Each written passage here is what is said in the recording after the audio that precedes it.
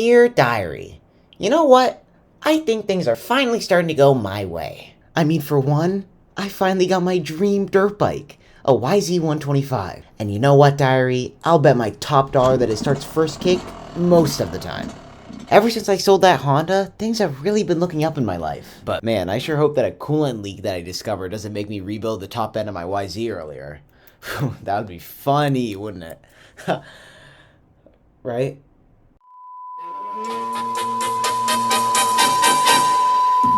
Bongo la, bongo cha cha cha, parlami del Sud America.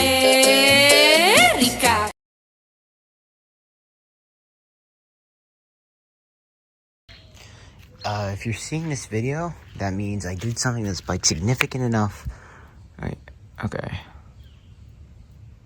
This morning, doing something to the bike, and I noticed that there was a few drops of coolant coming from the head bolts. I'll put a picture up because I took a picture of them before I cleaned it off. I feel like I noticed something before that seemed similar, like stuff coming out of the head bolts, and I didn't know what it was because the bike was always dirty, so you know, it just looked like dirt. But now I realize it probably was coolant as well.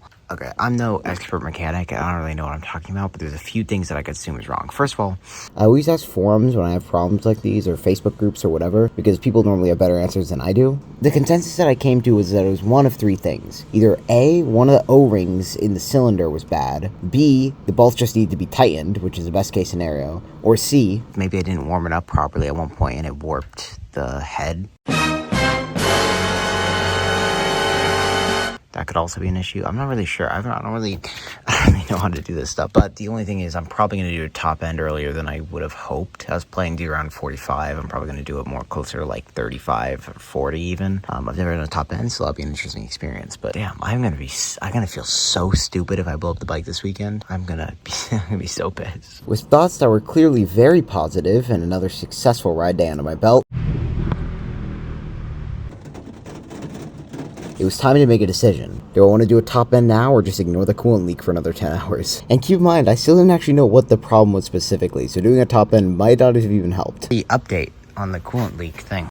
It's still leaking coolant, so I don't know what I expected. That's been happening for a while. I only really noticed it was happening when I saw the actual coolant droplets. So there's a good possibility that these thingies are just loose, which is obviously ideal. I mean, I have like 32 and a half hours on the bike. Maybe worth just doing a top end. I don't really know. I got some stuff to think about, but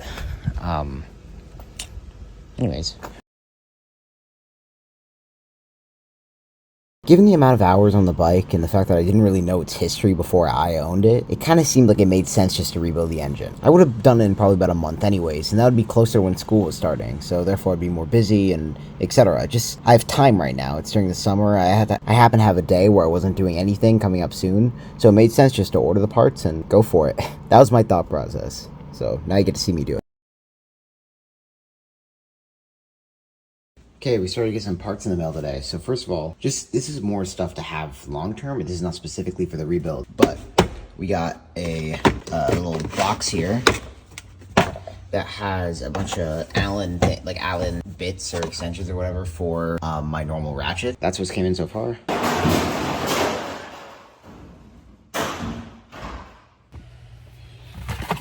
Gasket scraper, feeler gauge, some pre-mixed coolant, assembly lube, very broken spark plug box, Motion Pro box wrench so I can get the torque spec correct. Ooh, sticker. Hook spring for the exhaust, the only one that matters, piston rebuild kit, OEM from Yamaha. I thought about going with like Wiseco or whatever the piston companies are, but OEM lasts long, it's reliable. Everything should be in spec here, so. Okay, first step to get this thing ready for the rebuild is I gotta clean it, so it's really dirty. Fingers crossed. If it's warped, I'm kind of screwed because I'm not planning on flattening it or whatever. I got 32 and a half hours on it, so not that bad. I was gonna do it at like 40 anyways, so what's 6.5 hours or whatever. That's not, yeah, wait, nope, 7.5. Okay, I can't do math, but that's okay. We're gonna wash this. Okay, so currently that bike is running. Hopefully tomorrow it is still running by the end of the day. That is the goal. Got all the parts ready, so.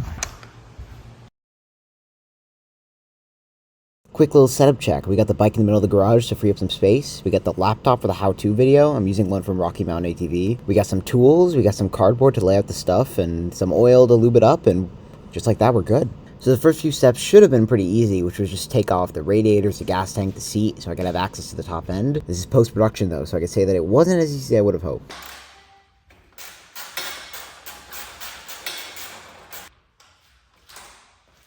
Forgot to record by getting the coolant out. Gonna run through water through there because I don't know what coolant's in there, so it's just to flush everything out. I'm just gonna grab a bottle of water.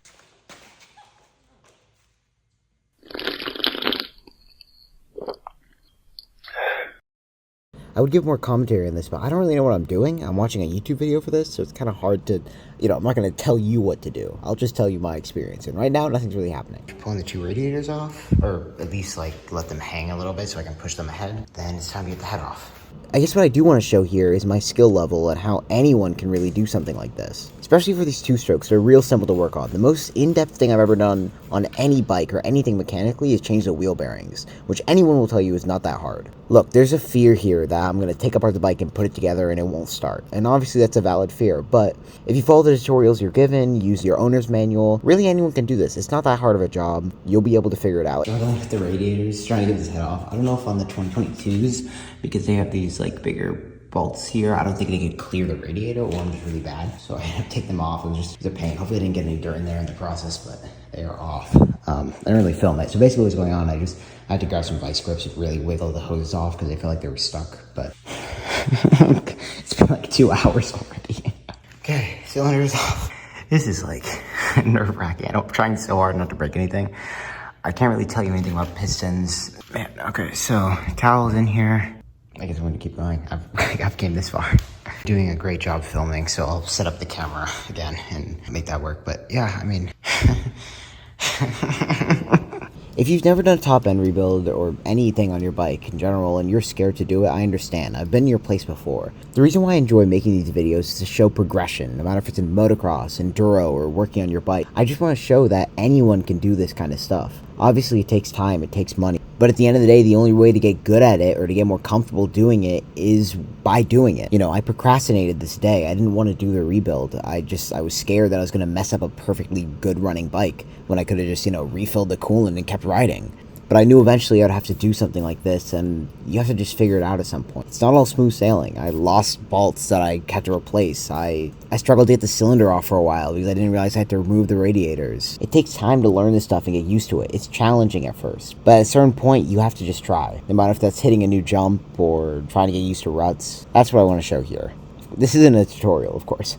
But anyways, back to the actual rebuild. So I cleaned up the cylinder. I didn't actually end up cleaning up the power valve just because I was lazy and it already took a lot of time. I'm just going to do that at the next stop end. You can get mad at me for that. I don't think it's a big deal. If it does come up or whatever, I'll eat my words and fix it. I'll do another stop end early, but I think it'll be fine. You see, I just cleaned it up. And then just for testing purposes, I put the ring in. That should be about even. I have a 0.5 millimeter feeler gauge. And that should just barely slide in there, so should be good. Shouldn't have to file that down.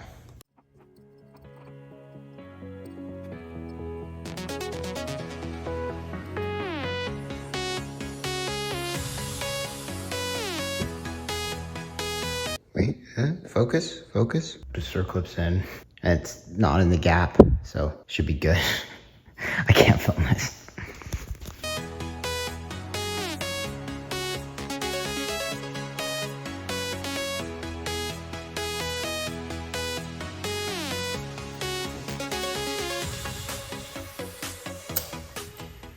Either I'm really stupid or that's easier than people make it look. I mean, I'm not saying it's easy, but every time I see the first time someone does a top end, it's like they're always talking about how the circlips are so hard to install and take out, but that was not that hard, which maybe isn't a good thing, but we'll take what we can get.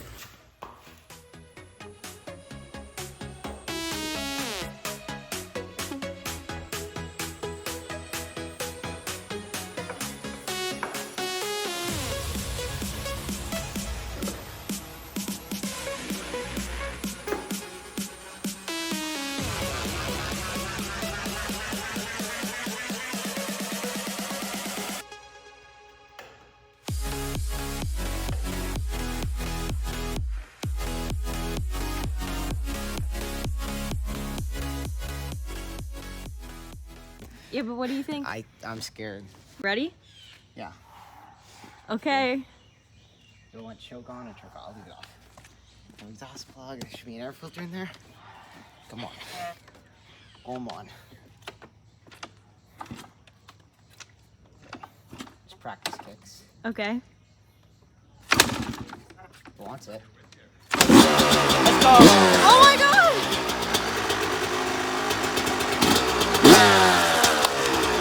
Let's go! Yes!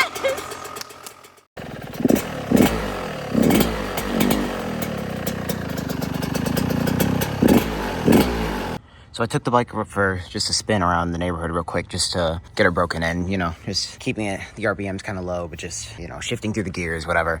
And I got it pretty warm. There's no coolant out of there. So I'm assuming it was either one of the O-rings in here or, you know, these just need to be tightened, which is actually probably the case because I kind of noticed the front was loose when I was taking it off. I didn't already mention that in this video. But either way, new top end in here. They got 32.8 hours on it now. I put the OEM piston in. I'm probably going to do it again at like probably 65, 70 hours. Hopefully there won't be any more issues. The only thing I didn't do, which I probably also talked about this already, is clean out the power valve. Yeah, I think I'm just going to do it at the next top end. I was just lazy, but it's, you know, it's okay.